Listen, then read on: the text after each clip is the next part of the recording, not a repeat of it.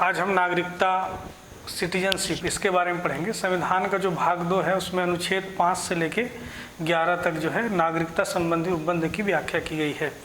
आप देखेंगे कि भाग 2 में ही नागरिकता को डिफाइन कर दिया गया। ऐसा इसलिए किया गया क्योंकि जो भारत है उसका विभाजन हुआ भारत और पाकिस्तान के रूप में, और ऐसी स्थिति थी कि हमको डिफाइन करना था कि कौन भारत का नागरिक बन सकता है। इसी कड़ी में उन्होंने सबसे पहले जो है धारा 5 अनुच्छेद जो है आपका जो है 5, ठीक, या आपका जो है आर्टिकल 5 में क्या कर दिया, भारत का नागरिक जो है कौन होगा जब 26 जनवरी 1950 को कौन भारत का नागरिक रहेगा, इसके संबंध में स्पष्ट उल्लेख कर दिया। लगभग जितने भी लोग मूल रूप से भारत के निवासी थे सबको हमने भारत का नागरिक मान लिया, इसमें कोई समस्या तो थी नहीं, ठीक। उसके बाद अनुच्छेद जो है आपका, अब प्रश्न पूछेगा नहीं ना, एग्जाम में महत्वपूर्ण है, बस इतना आपको याद रखना है कि अनुच्छेद 5 में क्या था, कौन व्यक्ति भारत के नागरिक होंगे, इसको परिभाषित किया गया था। उसके बाद अनुच्छेद 6 में प्रश्न ये था कि जो लोग भारत आ रहे हैं और विशेषकर कहाँ से आ रहे हैं, पाकिस्तान से जो भारत आ रहे हैं, क्या इनको भारतीय माना जाए, क्या इनको नागरिकता दी जाए। आपने देखा भी होगा कि जो पाकिस्तान है मुस्लिम राष्ट्र बनने जा रहा था, वहाँ पर बहुत सारे ऐसे हिंदू थे जिनको मजबूरन जो है भारत की ओर क्या करना पड़ा, पलायन करना पड़ा था।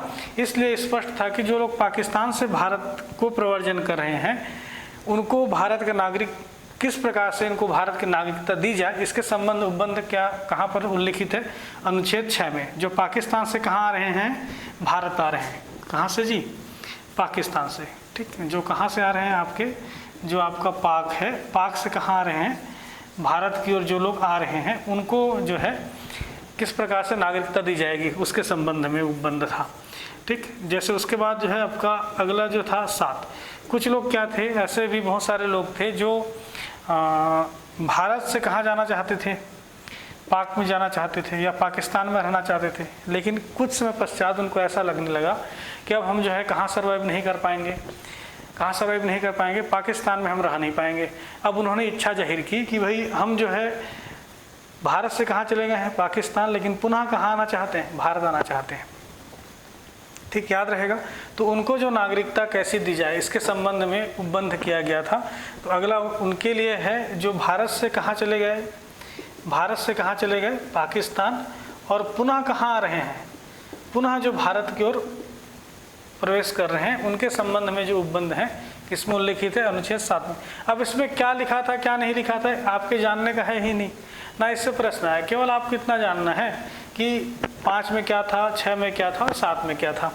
उसके बाद जब हमने संविधान लिखा तो हमने प्रयास किया कि बहुत सारे जो लोग हैं जो भारतीय मूल के लोग हैं, किसी कारणवश विदेशों में रह रहे हैं, उस समय क्या हुआ करता था, बहुत सारे अंग्रेज अधिकारी यहाँ पर रहते थे और यहाँ पर गरीबी बेरोजगारी थी। बहुत सारे जो भारतीय मूल के लोग थे दक्षिण अफ्रीका के या लैटिन अमेरिका के देशों में रहने लगे थे। तो हमने प्रयास किया, चूँकि अब भारत आज़ाद हो रहा है तो हमारा यह प्रयास था कि जितने भी जो भारतीय मूल के लोग हैं किसी कारणवश अन्य देश में रह रहे हैं उनको भी एक बार क्या दिया जाए, भारत में आने का अवसर दिया जाए। तो अनुच्छेद 8 में उनके लिए है जो भारतीय मूल के जो लोग हैं अन्य देशों में क्या कर रहे हैं, निवास कर रहे थे, उनको भारत की नागरिकता दी जाए। यहाँ से यहाँ तक किसी प्रकार से महत्वपूर्ण नहीं है, केवल आपको जानना है कि 5 में क्या लिखा है, 6 में क्या लिखा है, 7 और 8 में क्या लिखा हुआ है। उसके बाद जो महत्वपूर्ण है अनुच्छेद जो आपका है सबसे महत्वपूर्ण 9 नंबर का है, इसको आपको जानना ही चाहिए। 9 नंबर का जो अनुच्छेद है इसको आपको जानना ही चाहिए, क्योंकि यहाँ पर जो है आप देखेंगे कई बार होता है कि भारतीय जो नागरिकता है उस पर मेंस पे प्रश्न आएगा कि एकल नागरिकता क्या है, एकल नागरिकता क्या है, ठीक, इस पे प्रश्न आता है। अनुच्छेद 9 ने स्पष्ट कर दिया कि भारत में क्या होगा, एकल नागरिकता होगी। वहाँ पर एकल नागरिकता शब्द का उल्लेख नहीं किया गया है, लेकिन इसमें स्पष्ट लिखा हुआ है कि यदि कोई व्यक्ति जो है किसी अन्य देश की नागरिकता ले लेता है तो उसकी नागरिकता स्वतः क्या हो जाती है, समाप्त हो जाती है। इसका स्पष्ट अर्थ है कि भारत में क्या होगा, एकल नागरिकता होगी। जैसे आप ऐसे समझ लीजिए, यूएसए में अगर आप जाएंगे तो वहाँ के व्यक्ति को क्या होता है, वहाँ के राज्य की भी क्या मिलती है, नागरिकता मिलती है, एक राज्य की अपनी नागरिकता मिलती है और एक यूएसए की अपनी एक क्या मिलेगी, नागरिकता मिलेगी। मतलब वहाँ पर दोहरी नागरिकता है, व्यक्ति राज्य का भी नागरिक है या राष्ट्र का भी नागरिक है। लेकिन भारत में क्या होता है, केवल और केवल किसका नागरिक होता है, वो भारत का नागरिक होता है। हम सब भारतीय हैं, जैसे हम सब छत्तीसगढ़िया हैं, हम बोलने का है, लेकिन हमको भारतीय ही माना जाएगा। यहाँ पर हम ये नहीं कह सकते कि हम छत्तीसगढ़ के मूल निवासी हैं, मतलब छत्तीसगढ़ की हमको अलग से नागरिकता दी गई है और भारत के अलग से नागरिकता दी गई। हमको केवल भारत की ही क्या दी गई है, नागरिकता दी गई है। और दूसरे संदर्भ में देखा जाता है कि कई देशों में ऐसा होता है कि आप उस देश के जैसे आप ब्रिटेन की नागरिकता ले लीजिए, साथ ही साथ आप स्विट्जरलैंड की भी नागरिकता ले लीजिए। मतलब एक व्यक्ति यहाँ भी नागरिक है, वहाँ भी नागरिक है। मतलब वहाँ पर एक व्यक्ति जो है एक या एक से अधिक देशों की नागरिकता ले सकता है, लेकिन भारत में ऐसा स्वीकार्य नहीं है। भारत में व्यक्ति जो है केवल और केवल क्या होगा, भारतीय होगा, किसी अन्य देश का नागरिक नहीं होगा।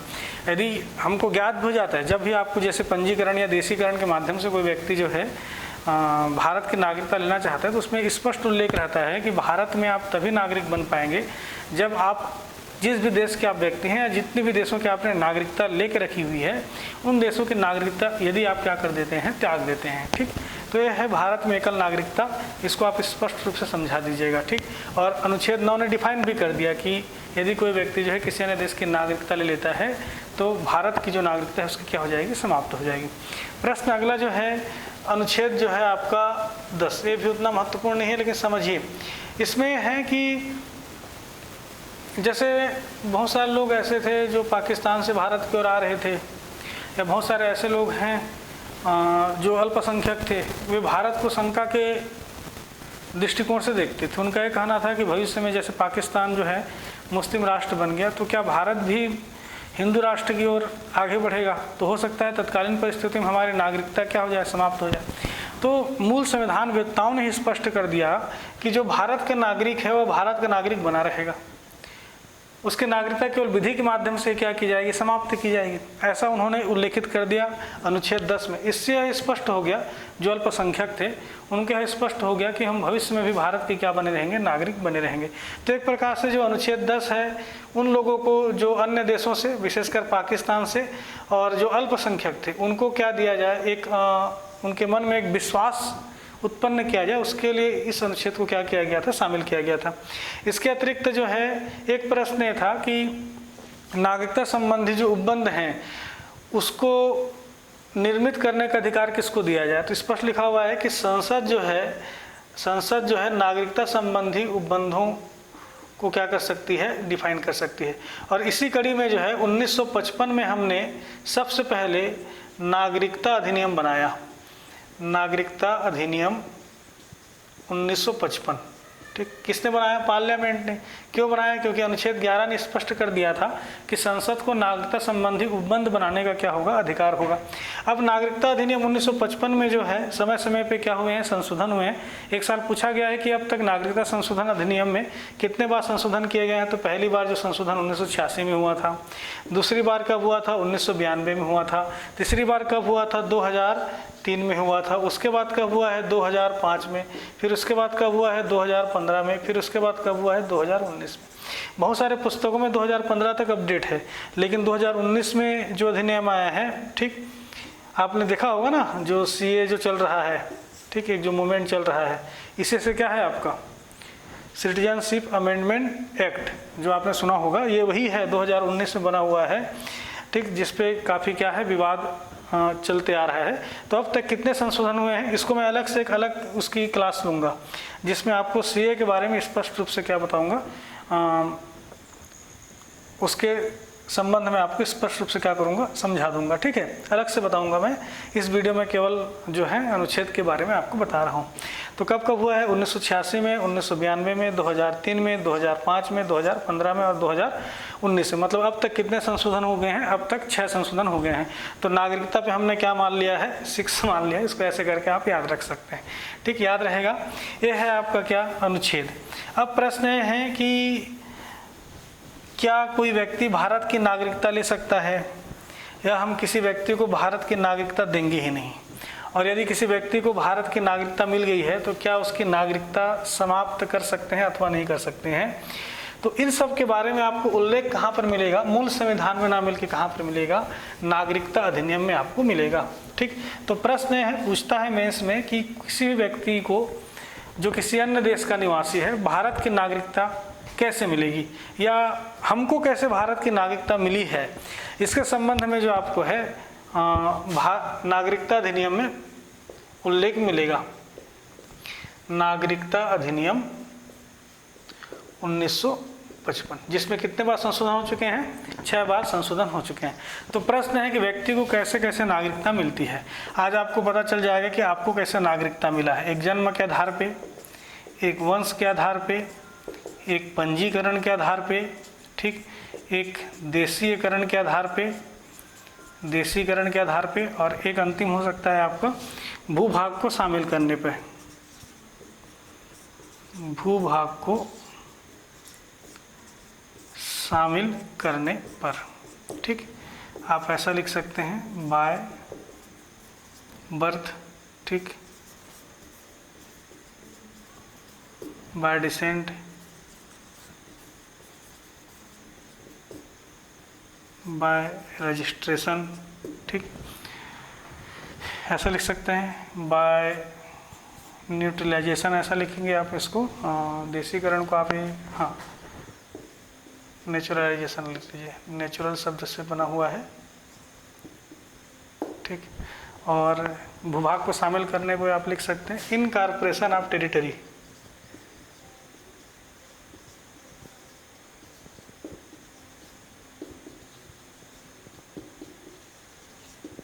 ठीक, तो इसको हम एक एक करके देखते जाते हैं। देखिए, जब कोई बच्चे का जन्म होता है, जैसे इसमें से अधिकांश जो लोग वीडियो देख रहे हैं या मैं उसमें स्वयं शामिल हूँ, उसमें से जब किसी बच्चे का जन्म होता है, ठीक, और बच्चे का जो जन्म है भारतीय भूभाग में बन हो रहा है। ध्यान से समझिए, बच्चे का जन्म कहाँ पर हो रहा है? कहाँ पर हो रहा है? भारतीय भूभाग में।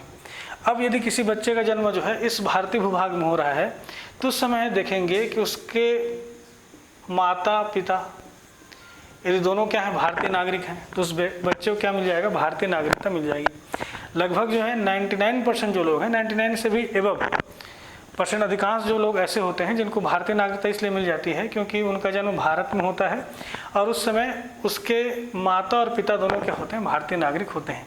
लेकिन याद रखिए, यदि केवल माता ही अगर भारतीय नागरिक है तो भी उसको क्या मिल जाएगी? भारतीय नागरिकता मिल जाएगी। जैसे प्रियंका चोपड़ा जो है यदि उनकी कोई संतान होती है और उस बच्चे का जन्म भारतीय भूभाग में होता है तो उनके बच्चे को क्या मिल जाएगा? भारतीय नागरिकता मिल जाएगी, क्योंकि प्रियंका चोपड़ा जो है अभी भी क्या है? भारतीय नागरिक है। एग्जाम्पल के तौर पे कह रहा हूँ, आप लोग उस पर ध्यान मत दीजिए। और उसके बाद केवल पिता यदि भारतीय नागरिक है तो भी उसको क्या मिल जाएगा? भारतीय नागरिकता मिल जाएगी। याद रहेगा? चलिए, उसके बाद अब प्रश्न यह है कि यदि किसी बच्चे का जन्म जो है भारतीय भूभाग के अतिरिक्त कहीं पर भी होता है, मतलब उसका जन्म जो है सपोज ब्रिटेन में होता है या जर्मनी में होता है, फ्रांस में होता है, यूएसए में, कहीं भी, मतलब भारतीय भूभाग के अतिरिक्त किसी अन्य स्थान पर यदि बच्चे का जन्म होता है तो उस समय माता पिता यदि दोनों क्या हैं? भारतीय नागरिक हैं, तो उस बच्चे को क्या मिल जाएगी? भारतीय नागरिकता। केवल अगर माता भारतीय नागरिक है तो ही बच्चे को क्या मिल जाएगी? भारतीय नागरिकता। केवल क्या है? पिता भारतीय नागरिक है तो भी उस बच्चे को क्या मिल जाएगी? भारतीय नागरिकता मिल जाएगी। तो प्रश्न बनता है, याद रखिए, केवल माता केवल पिता भी प्रश्न में आता है तो आप उसमें स्पष्ट रूप से समझिए कि केवल माता रहे या केवल पिता रहे तो भी क्या होगा? उस बच्चे को भारतीय नागरिकता मिल जाएगी। तो वंश के आधार पर कब मिलेगा? जब बच्चे का जन्म जो है भारतीय भूभाग के अतिरिक्त किसी स्थान पे होता है तो किसके आधार पर उसको नागरिकता मिलेगी? वंश के आधार पर नागरिकता मिलेगी। ठीक, याद रहेगा। देखिए, यही केस पे देखिए, यदि सपोज जो है प्रियंका चोपड़ा जो है यदि किसी बच्चे का जन्म जो है भारतीय भूभाग के अतिरिक्त कहीं और देती हैं, बच्चे को जन्म देती हैं, वहाँ पर उनकी माता क्या है? प्रियंका चोपड़ा क्या है? अभी क्या है? भारतीय नागरिक है, इसलिए उनके बच्चे को क्या मिल जाएगा? भारतीय नागरिकता मिल जाएगी। लेकिन इन सब केस में होता है कि 1 साल के अंदर क्या करना पड़ता है? इसकी सूचना भारत सरकार को देनी होती है कि जो हमारा जो बच्चा है, हमने इस बच्चे को जन्म दिया है और इस बच्चे की जो नागरिकता भारतीय हो यह हम चाहते हैं। इसकी सूचना 1 साल के अंदर देनी होती है। नहीं तो क्या होगा? लोग क्या करेंगे? वहाँ की नागरिकता ले लेंगे और यहाँ की भी नागरिकता ले लेंगे 10 साल बाद। ऐसा होने की संभावना, इसलिए स्पष्ट उल्लेख है कि आप 1 साल के भीतर सूचना दे दीजिए कि अमुक जो है बच्चे का जन्म इस स्थान पे हुआ है और हम उसके क्या हैं, माता हैं या पिता हैं, या माता पिता हम दोनों क्या हैं, भारतीय नागरिक हैं। अब पंजीकरण के आधार पे और देशीकरण के आधार पे ये दोनों माध्यम जो हैं, दोनों माध्यमों से क्या होता है, व्यक्ति को क्या मिलता है, नागरिकता मिलती है। लेकिन ये जो रजिस्ट्रेशन होता है, पंजीकरण का लाभ केवल उनको मिलता है जो भारतीय मूल के हैं। ठीक है, कौन है, भारतीय मूल के। भारतीय मूल के मतलब किसी भी भारतीय व्यक्ति से जुड़े हुए हैं, उनको हम क्या कहते हैं, भारतीय मूल। जिसके दादा दादी, माता पिता, नाना नानी, परदादा परदादी, परनाना परनानी, ये लोग कभी भारतीय रहे हैं, तो उनके बच्चों को हम क्या कहते हैं, भारतीय मूल के लोग कहते हैं। कुछ लोग ये प्रश्न करते हैं क्या पाकिस्तान के लोग भारतीय मूल के हैं, तो सरकार ने स्पष्ट जो है कर दिया है कि पाकिस्तान है, भूटान है, आपका बांग्लादेश है, श्रीलंका है, अफगानिस्तान है, चीन है, इन देश के लोगों को हम कभी भी क्या नहीं मानेंगे, भारतीय मूल के लोग नहीं मानेंगे। ऐसा इसलिए कर रही है क्योंकि अधिकांश लोग क्या होंगे, पाकिस्तान के, बांग्लादेश के, श्रीलंका के, अफगानिस्तान के, भूटान के और चीन के। चीन का छोड़ दें तो बाकी सभी देशों में क्या होगा, किसी न किसी व्यक्ति का जो है रक्त संबंध भारतीय व्यक्ति से होगा, तो हो सकता है वो भारतीय मूल का लाभ क्या लाभ ले रहे। इसलिए इन देशों के व्यक्तियों को हम कभी भारतीय मूल का नहीं मानते हैं। उसके अतिरिक्त जितने भी जो लोग हैं उनको हम भारतीय मूल का मानेंगे, जो उनके माता पिता, ठीक है, मामा मामी, दादा दादी, नाना नानी, परदादा परदादी, परनाना परनानी कभी भी भारतीय रहे हैं, तो उनसे संबंधित व्यक्तियों को भारतीय मूल के व्यक्ति कहते हैं। या भारतीय मूल के या भारतीय से जुड़े हुए, जैसे किसी व्यक्ति ने भारतीय व्यक्ति से क्या कर दिया, विवाह कर लिया, ठीक, किसी स्त्री या पुरुष ने, तो उन व्यक्तियों को पंजीकरण के आधार पर क्या मिलता है, अवसर मिलता है कि वो भारतीय नागरिक बन जाए। उनके लिए नियम रहता है कि लगातार 7 वर्ष कहाँ रहना होता है, भारत में रहना होता है। उसके बाद वो क्या कर सकते हैं, आवेदन कर सकते हैं, रजिस्ट्रेशन के लिए आवेदन करेंगे कि हमको भारतीय नागरिकता चाहिए, और उनको भारतीय नागरिकता मिल जाती है। तो यदि आप भी, हो सकता है कि इसमें से बहुत सारे लोग जो वीडियो देख रहे हैं, यदि आपका विवाह जो है किसी पुरुष या स्त्री से होता है जो अन्य देश का है, तो तत्काल उसको भारतीय नागरिकता नहीं मिलेगी। लगातार उसको कितने साल रहना पड़ेगा, लगभग जो है 7 साल रहना पड़ेगा। उसके बाद उसको आवेदन करने का अवसर होगा और उसको भारतीय नागरिकता मिल जाएगी। प्रायः जो पंजीकरण के आधार पे लोगों को नागरिकता दे दी जाती है। अगला जो प्रश्न है, देशीकरण के आधार पे नागरिकता। अगला प्रश्न क्या है, देशीकरण के आधार पे। तो देशीकरण के आधार पे नागरिकता किसको मिलेगा, जो विदेशी व्यक्ति हैं। ठीक, यदि आप चाहें तो विदेशी व्यक्तियों को आप 2 भागों में बांट सकते हैं। ठीक, जो विदेशी हैं, विदेशी को आप 2 भागों में बांट सकते हैं। जैसे विदेशी व्यक्तियों में भी कुछ लोग ऐसे हैं जो क्या हैं, भारतीय मूल के हैं। ठीक, मतलब कहीं न कहीं भारतीय रक्त संबंध से जुड़े हुए लोग हैं, और कुछ लोग क्या हैं, विदेशी हैं, या पूर्ण रूप से क्या है, विदेशी हैं। आपके समझने के लिए कह रहा हूँ, ये विभाजन नहीं है। मतलब विदेशियों में भी 2 कैटेगरी, एक भारतीय मूल के लोग हैं और एक क्या है, जो पूर्णतः क्या है, विदेशी हैं, जिनका कभी भी भारत देश के लोगों से कोई संबंध नहीं रहा। तो जो भारतीय मूल के लोग हैं या भारतीयों से जुड़े हुए हैं, उनको पंजीकरण के आधार पर हम क्या करते हैं, अवसर देते हैं कि उनको क्या मिल जाए, नागरिकता मिल जाए। और जो पूर्णतः विदेशी हैं या जिनका रक्त संबंध पहले भारत से नहीं रहा, ऐसे व्यक्तियों को हम किसके आधार पे, देशीयकरण के आधार पे क्या करते हैं, नागरिकता देते हैं। जिसमें बहुत सारे उपबंध होते हैं या शर्तें होती हैं, जिनको उन लोगों को क्या करना पड़ता है, फॉलो करना पड़ता है। जैसे उनको एक निश्चित अवधि तक क्या होता है, यहाँ पर निश्चित अवधि तक क्या करना पड़ता है, निवास करना पड़ता है। समय समय पे सरकार जो है रूल्स एंड रेगुलेशन के माध्यम से इस समय अवधि को क्या करते रहती है, परिवर्तित करती रहती है। और उनके लिए शर्त होता है, और हालांकि वो पंजीकरण के आधार पर नागरिकता मिलता है, उसको भी इसमें शामिल किया जाता है कि जब उस व्यक्ति को भारतीय नागरिकता मिल जाए तो यह शर्त होता है कि जिस भी देश की नागरिकता उसके पास है, उस देश की नागरिकता क्या करनी पड़ती है, उसको छोड़नी पड़ती है। दूसरा जो बंद होता है। तीसरा महत्वपूर्ण है, इसमें लिखा हुआ है कि उसको 8वीं अनुसूची में, जो 8वीं अनुसूची आपने सुना होगा, उसमें 22 भाषा है। ठीक, उन 22 भाषाओं में से किसी एक भाषा क्या करना होता है, उसको, उसके पास एक भाषा का ज्ञान होना चाहिए।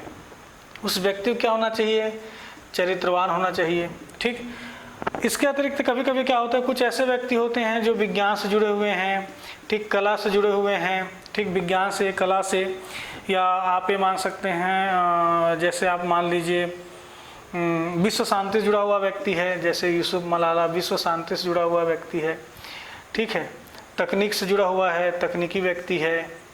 ठीक, या दर्शन से जुड़ा हुआ व्यक्ति है। तो ऐसे व्यक्तियों को क्या करते हैं, यदि ऐसे व्यक्ति लोग अगर, क्योंकि ये लोग मानव संसाधन हैं, क्या है आपके, मानव संसाधन है, तो ऐसे व्यक्ति अगर भारत के नागरिक बनना चाहते हैं तो उस समय नियमों को क्या किया जा सकता है, शिथिल किया जा सकता है। ठीक, क्योंकि ये लोग सामान्य व्यक्ति नहीं हैं और इनके भारत राज्य में शामिल होने से क्या होता है, बहुत ही हमको क्या होता है, प्रॉफिट होता है। तो उनके लिए जो है थोड़ा बहुत हम क्या कर सकते हैं, नियमों को शिथिल कर सकते हैं। तो उनके लिए क्या है, देशीकरण के आधार पर नागरिकता मिल जाएगी। उसके बाद यदि किसी भूभाग को हम क्या करते हैं, टेरिटरी को शामिल करते हैं, जैसे गोवा को हमने शामिल किया, पांडुचेरी को शामिल किया, ठीक, दमन दीव को शामिल किया, सिक्किम को शामिल किया। तो देशीकरण के आधार पे भी हम जब किसी भूभाग को शामिल करते हैं तो उस क्षेत्र के लोगों को क्या करते हैं, भारतीय नागरिकता दे देते हैं। तो उसको कहा जाता है भूभाग में शामिल करने के आधार पे। तो ये 5 तरीके हैं जिसके आधार पर व्यक्ति को नागरिकता मिल जाती है। तो प्रश्न ये है कि क्या नागरिकता समाप्त हो सकती है, क्या नागरिकता जो है समाप्त हो सकती है, क्या इसके संबंध में प्रावधान किए गए हैं अथवा नहीं किए गए हैं। तो पहला जो है, इसके 3 कंडीशन है। एक तो है परित्याग। परित्याग मतलब यदि कोई व्यक्ति को ऐसा लगता है कि स्वयं से जो है वह भारतीय नागरिकता त्यागना चाहता है तो उसको त्याग करने का अधिकार है। याद रखिएगा, प्रश्न पूछता है क्या किसी व्यक्ति को मूल अधिकार त्याग करने का अधिकार। याद रखिएगा, मूल अधिकार को त्याग करने का अधिकार नहीं है, लेकिन व्यक्ति को नागरिकता त्याग करने का अधिकार है।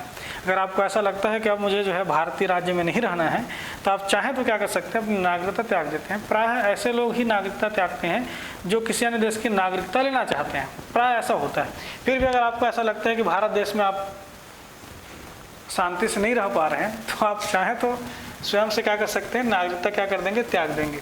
याद रखिएगा, जैसे ही आप नागरिकता त्यागेंगे तो आपको जो विशेषाधिकार मिला होता है, क्योंकि किसी भी देश के व्यक्ति को जो है उस देश के नागरिक होने पे कुछ अधिकार प्राप्त होते हैं। जैसे सामान्य अर्थों में जो भारतीय नागरिक हैं उनको मूल अधिकार के अनुच्छेद 15, जिसमें धर्म, जाति, वंश, लिंग, जन्म स्थान के आधार पर भेद नहीं करने का, अनुच्छेद 16 सरकारी जो नियोजन है उसमें अवसर की समता, अनुच्छेद 19 वाक्य में व्यक्ति की स्वतंत्रता, ठीक, और आपका जो है 29 अल्पसंख्यकों हितों के संरक्षण, और जो आपका है 30 अल्पसंख्यकों के शैक्षिक संस्थाओं से संबंधित उपबंध है। ये अधिकार केवल और केवल क्या होगा, भारतीय नागरिकों को ही क्या होता है, प्राप्त होता है। इसलिए सोच समझ के आप परित्याग करने की इच्छा रखिए। हो सकता है कि आपके इच्छा अनुसार सरकार कार्य ना करे तो आप जल्दबाजी में कह दें कि मैं आज ही भारतीय नागरिकता क्या करता हूँ, त्याग करता हूँ। याद रखिएगा, नागरिकता जैसे मिलती है उस व्यक्ति को उस देश में कुछ विशेषाधिकार मिल जाते हैं, तो इन विशेषाधिकारों से भी आप वंचित हो जाएंगे। इसलिए प्रयास कीजिए कि भारतीय नागरिकता आप न त्यागें, ठीक। तो एक होता है परित्याग, क्या होता है, परित्याग, ठीक। इंग्लिश मीडियम वाले इसको लिख सकते हैं, ऐसा लिखना है तो लिख लो, ऐसा लिख लो, रिनंसिएशन, ठीक, ये है परित्याग। दूसरा क्या है आपका, अलग अलग शब्दों में लिखा था, जैसे कुछ कुछ पुस्तक में इसको लिखा होता है पर्यावसान, और इंग्लिश में इसको लिखा हुआ है टर्मिनेशन, ठीक। अब प्रश्न है कि यदि पर्यावसान कब होगा, टर्मिनेशन कब होगा।